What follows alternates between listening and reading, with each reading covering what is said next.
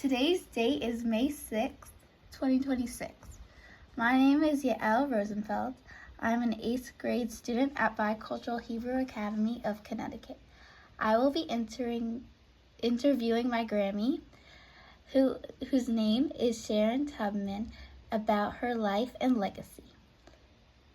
This interview is being recorded for the oral history collection for the Jewish Historical Society of Fairview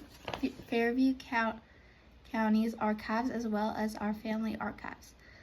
Over the next 15 minutes or so, I will ask you questions that will help me learn more about you and our family's history, especially our Jewish history. If you can't answer a question, just say so and we can move on to the next one. Also, if you would rather not to answer a question for any reason, just tell me.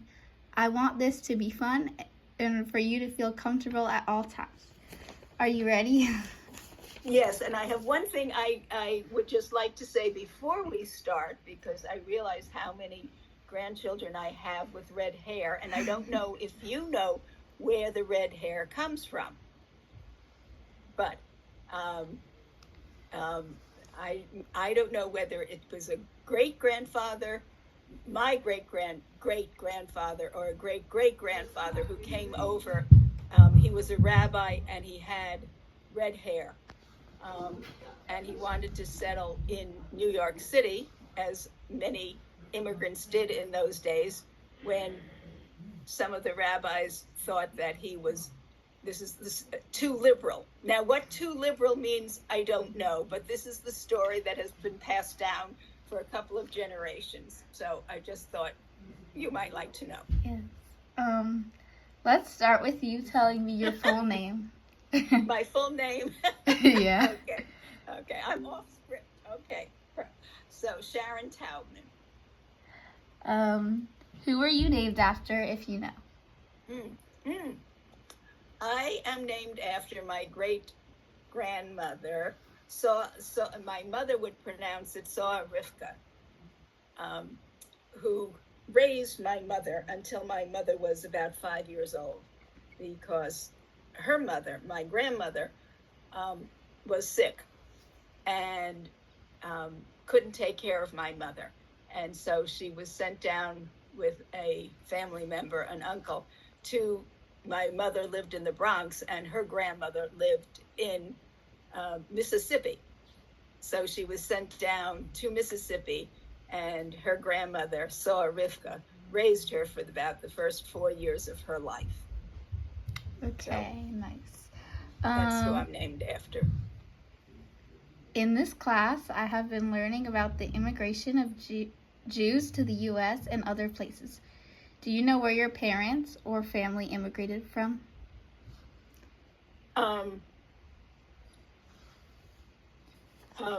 They all came from Russia or Poland.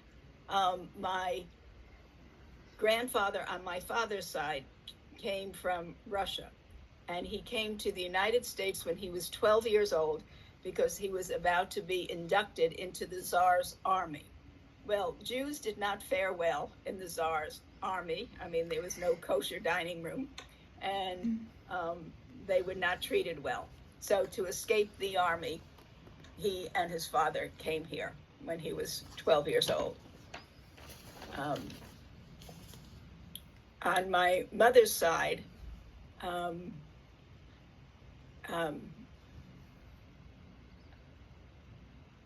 Louis Dabrowski, which is my mother's, on my mother's side, her grandfather came, and he settled in Lexington, outside of Lexington, Mississippi, and he owned a dry goods store, which I actually saw. The store is still there. It's not obviously his anymore, but it was right off the square. And the square was so interesting. It was just a block by a block by a block. This is Lexington, Mississippi. And you could see at some point, all of the stores were owned by Jewish merchants, because in the bricks that were high up on these storefronts were Jewish names. So, yeah.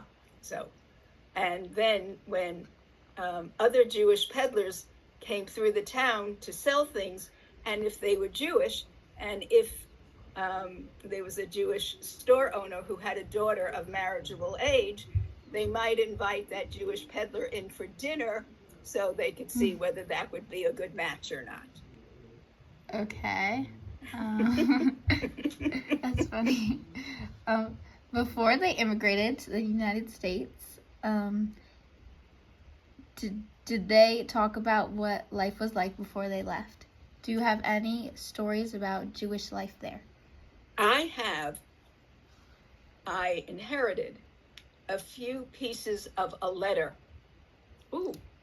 A letter that thanked my grandfather, Karl Putterman, and his son for sending money to them in Russia because things were very difficult for the Jews.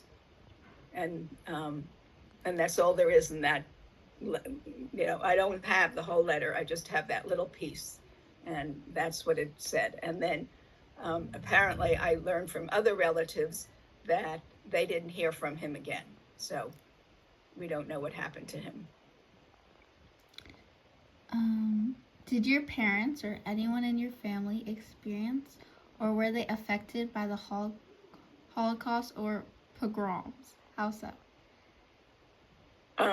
My grandmother, Rebecca Glickman, that's my father's mother, was sent to the United States from Russia when she was, I don't know, a middle-aged teenager. She wasn't terribly old. She had a twin sister, but it was my grandmother, Rebecca, who they sent to the United States. So she must have been the stronger of the two, or the more,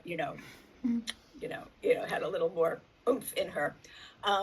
And so she then worked in the factory because there were pogroms going on in Russia at this time. And so she was sent to the United States where she was expected to work, and she did. She worked in factories, and she sent back money to her family in Russia. Now, when the money got to Russia, the pogroms had stopped for a while. So instead of sending more of the family, like her twin sister, over, her parents decided, well, they've ruined the feather beds, they've ruined this, they've ruined that during the pogroms. So we'll fix up the house. So they did. And then guess what? The pogroms started again. So now my grandmother, who was 4'8", but really quite a woman, had to, work again. She's still working. She has to send more money. And she brought her sister over, her twin sister, and a cousin. But her parents stayed because I guess there wasn't enough money to bring them all over. And they wanted the kids to have a better chance at a good life. Okay, that's interesting. This is a great background, thank you. Now I would like you to take out the items that you brought to talk about today. Okay, do you have a preference, or I can do them? We could start with the physical artifact, or if you have a photo or something. Excuse me for a minute. I will be right back. Can you? Yeah. Okay. Can you see them? No. Can you see them now? Yes. What is this artifact? Tell me about it. Okay, this is a pair of candlesticks. Actually, there are 4. I got these belong to Rebecca Glickman, my father's mother. And I don't know whether she bought them here in the United States or whether they came from Russia. But I know a lot of immigrants at this time had brass candlesticks. And there's 2 more to the set, and I think my daughter may have them. But this is what my grandmother used to light Friday night candles. Do you know where it came from? No, I don't know whether they were there's no markings on them, so I don't know whether they were, whether they came from Russia with my grandmother or whether she bought them here. So you don't know how old they are? Well, they were used by my, grandmother. So when she was married. So let's see. My father was born, I can tell you a little bit. My father was born in 1913, and he was the last of the three kids. So these are from the late 1800s, I would assume. Okay. Do you have the photo?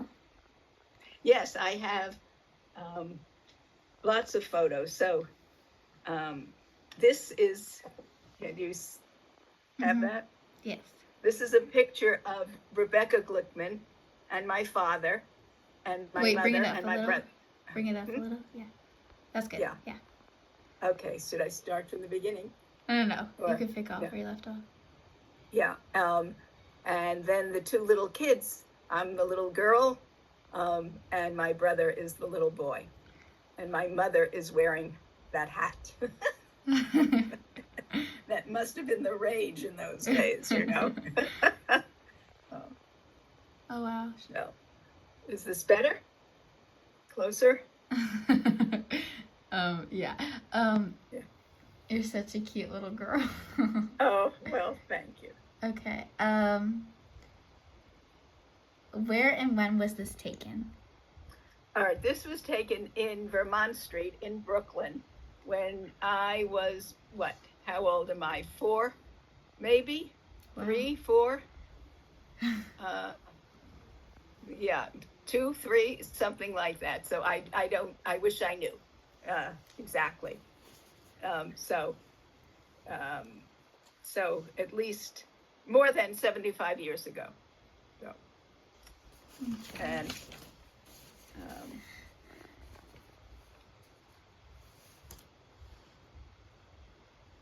this is a picture of my grandparents. This is Rebecca and Isadora Glickman at Rockaway Beach with me when I was a little one. Oh. And we can't really, yeah. Okay, that's good. Yeah. And and as a little kid, we did all kinds of family things at the beach. It was one of my mother's favorite things to do was go to the beach, so we went a lot. And we took the grandparents with us.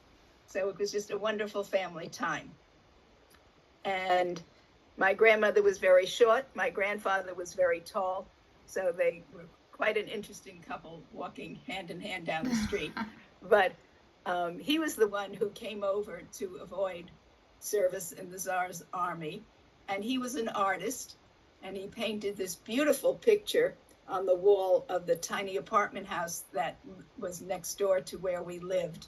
And at one point in his life, he had a chicken farm in Brooklyn, which you would not have today at all because land is so expensive in Brooklyn.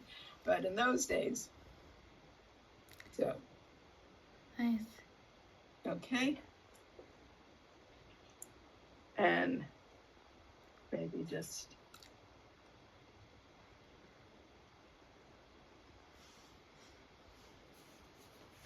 And this is maybe a little murky, but this is a picture of my parents and my brother who's cut off, and me at the beach. Wow. So. Okay. Now I would like you, are you done with the pictures? Yeah. Okay. Now I would like to ask a few questions about your life growing up. Where did you grow up and who lived with you growing up?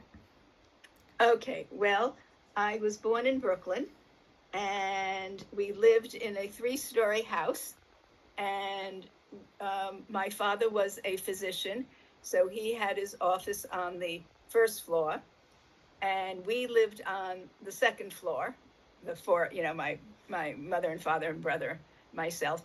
And on the top floor lived my father's um, elder sister and her husband and her daughter. So it was very family oriented. And right next door in this very tiny, tiny apartment house, my grandparents that I just showed you pictures of lived. So as a little kid, I loved to sneak next door to visit my grandmother because she kept a box of chocolates in her refrigerator and always offered me one when I came. But my mother got a little nervous about it because she was worried that my grandmother might tell stories of their life in Russia that might upset me. So, so once my mother found out that I was sneaking around like that, she, she wouldn't let me do that anymore. But, um, but I remember in college, my grandmother made this whole assortment of, Jewish foods that, she made all the time and sent them in a box to me at school, at college, which I was just such a tender memory for me. So, yeah. And then when I was 10, we moved to Queens. So, and my brother and I went to school there. So that, as a lot of Jews got out of Brooklyn and moved to Queens or other places, Tell me about your school life, your favorite teacher, your favorite subject. Well, I went to public school, and in the 6th grade, I could walk to school and I would come home for lunch. But every now and again, I didn't come home for lunch because I got an allowance, which I think was maybe $1, maybe $1.50, something like that. And I was allowed, well, maybe a little more, because I was allowed to go to this little choo-choo restaurant. I say choo-choo because you ordered like a hamburger or whatever you ordered, and it literally, there were tracks. You sat at the counter and there were tracks, and then your hamburger would come, your sandwich would come right delivered to you on this little train. So it was just fun. Yeah. And then I would go next door and buy myself the next Nancy Drew mystery book. So in the end, I had collected all of them. So that was 6th grade. And then in 7th grade, I was in a special program called the SP, where we did 3 years of junior high in 2 years, because the New York City schools were so crowded. They were trying to get us out and through as quickly as they could. So I was with the same class from 7th grade till I graduated. So we were quite a group. We were close by then. Yeah. And then I went off to college. What did you and your childhood friends do for fun? We played jacks. I love playing jacks. What did we do for fun? We played outside. We played in the streets. I don't think kids do that today. And we played marbles. We made up games, because we didn't have a lot of things to play with. So we just, invented games and did hide and seek and just did creative things like that. So, and once we moved, that was when I was, younger in Brooklyn. Once we moved to Queens, got busy with schoolwork, and in high school I joined a sorority, and so it was a good time. Sounds fun. When you were a teenager, did you have a bat mitzvah? So interesting that you asked. My brother was bar mitzvahed. We belonged to a conservative synagogue in Hollis Hills. I forget the name of it. And when it was my turn, And my mother went in to find out about it, and when, the classes would begin and all that, and the rabbi said, sorry, we don't bas mitzvah girls. Yeah.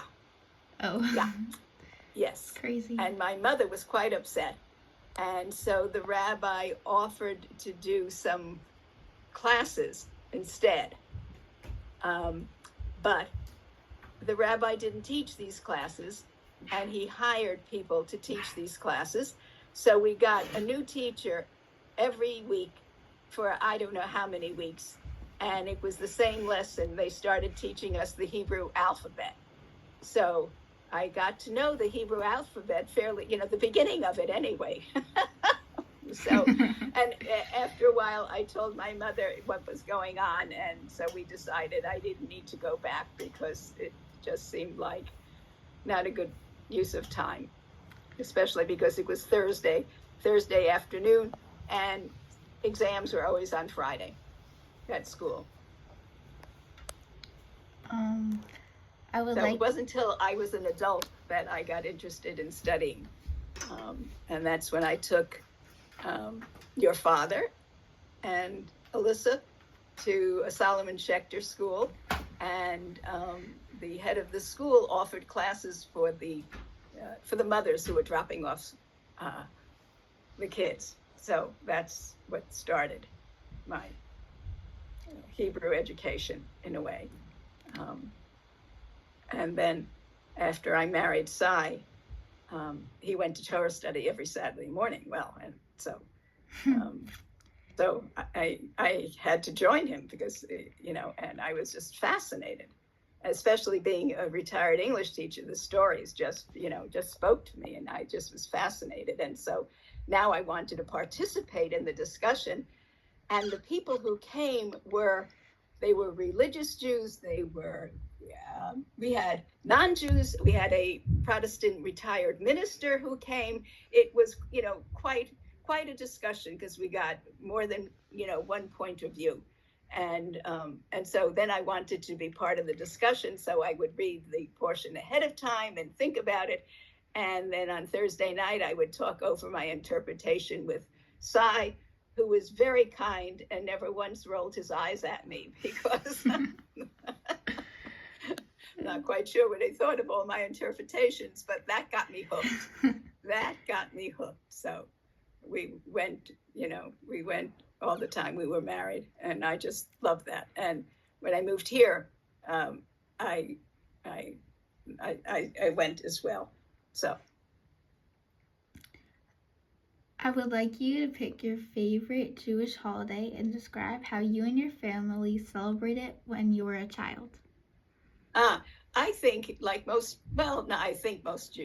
lot of Jews. Anyway, I think it's Passover. Yeah. And I remember going to my grandmother's house a lot for Passover, and often falling asleep on my father's shoulder because I was just a little kid, I was under 10, and they were late. And one year we were invited to my father's sister's house. Now, my father's sister had married a rabbi. So this was quite a Passover event. And not only was it all done in Hebrew, it was repeated in English. So by the time the affair was over, I was again asleep on my father's arm. But I remember having dribbled some of the things I had eaten from the Seder plate, on his white shirt, on the sleeve of his white shirt, because no.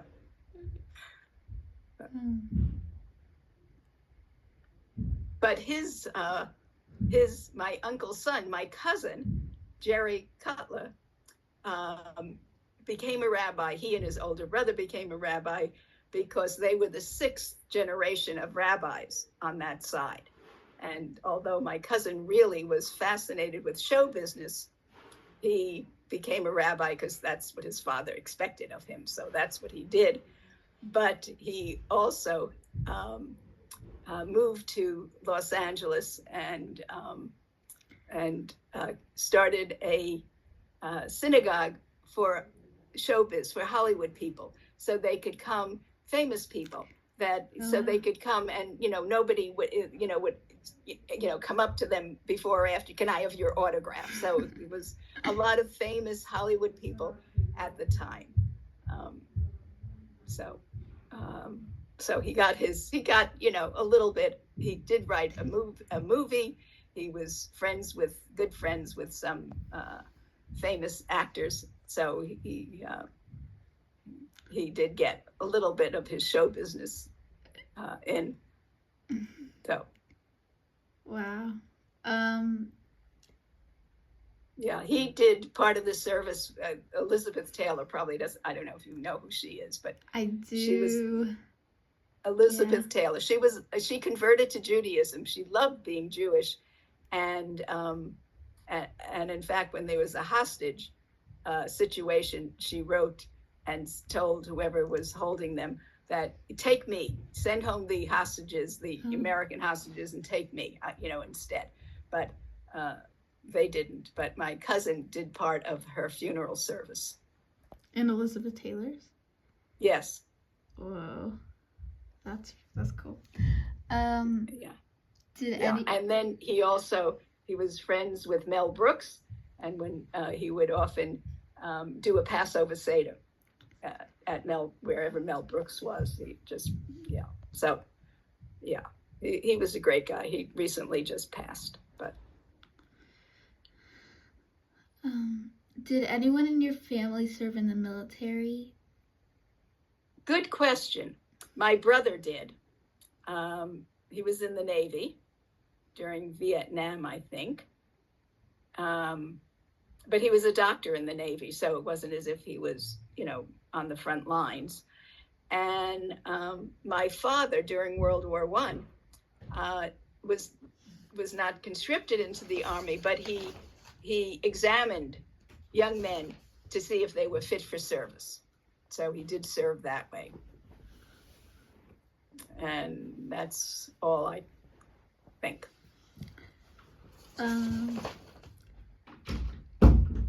What did you do to make a living in your adult life? Well, the thing that I loved doing was teaching. So I taught seventh grade. I loved teaching seventh grade because kids could think, and I could teach them critical thinking skills, and they were so honest. I taught a few grades in high school, and by then kids had sort of built up a little wall. They weren't as honest. Seventh graders will just tell you what they think immediately without thinking whether they should say that or not. So I just enjoyed them. And I taught college, and I loved that because the kids were older. So I taught critical thinking skills. Oh, here's an interesting thing. Robert, my husband at that time, was in the he was in the Air Force. Sorry, you asked about people. He served in the Air Force as a doctor, and I was teaching at Belleville College, and I wanted to teach critical thinking skills on the college level. And Berkeley College out in California had just come up with all kinds of materials for that. So I sent for them, and when they came, the package had been opened, and then closed up, and I got it. So somebody on base, apparently, I don't know who, decided, well, this is a very liberal kind of college, so we better make sure there's nothing we don't like, because we're living on a military base. So I can understand they wanted to protect themselves. But then all my mail was opened. My letters from my parents, all my mail was opened while we were there. And we didn't say anything, because who knows what would have happened then, So that was quite an experience to be, in America and have somebody censoring or, seeing what you're writing or getting. And terms of your male. So. All right. How did you meet my grandpa? We met at a mixer. I don't know if that's what you, but I went to Boston University, and Robert was in Boston University School of Medicine, and there was a mixer. My dorm was an old hotel that the university would buy up old hotels because they were perfect for dorms. They had rooms, they had bathroom, this is just, they didn't have to build. And in Boston, it's hard to find land to build anyway in the, middle of the city. So on the top floor was just this huge room. So you could have a mixer, which was really, they would get a band in to play music, and they'd invite, men in from a nearby school, and you would mix. That's why it was called a mixer. So that's where I met him. And as it turned out, his parents and my parents lived 4 blocks from each other in Queens. And I knew his sister from Brownies and Girl Scouts, and he knew my brother because they both went to Union College. Not exactly at the same time, but they were on campus together. So it was very interesting that we were so close in so many ways. Now we're going to wrap up with one more question. What advice do you have for future generations? Well,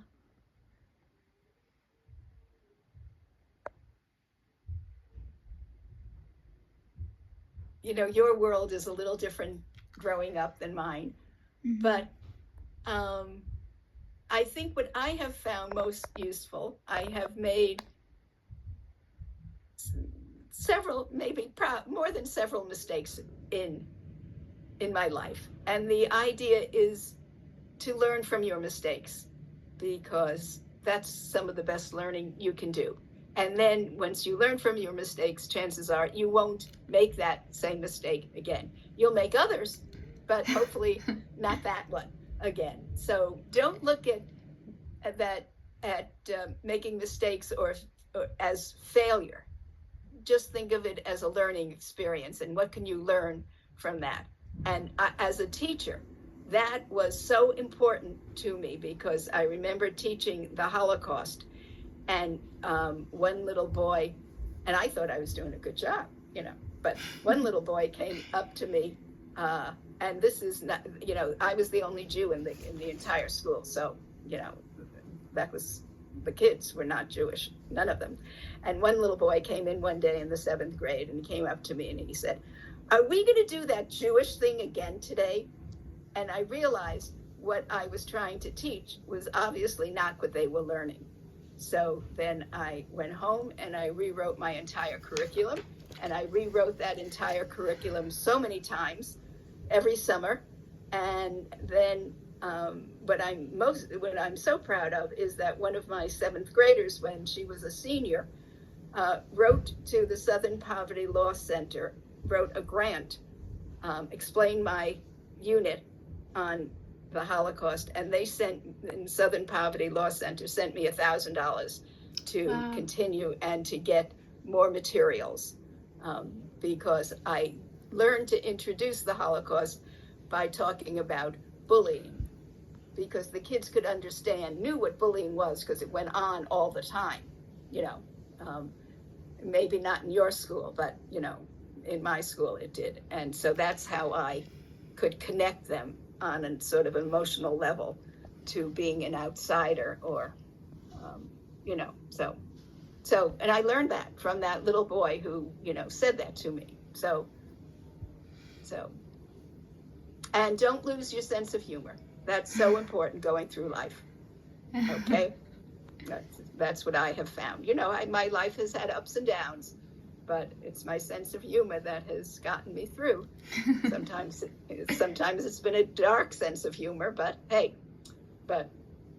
I found that very helpful. Thank you for spending time. Of course, of course. So thank you. I really enjoy this. Yes.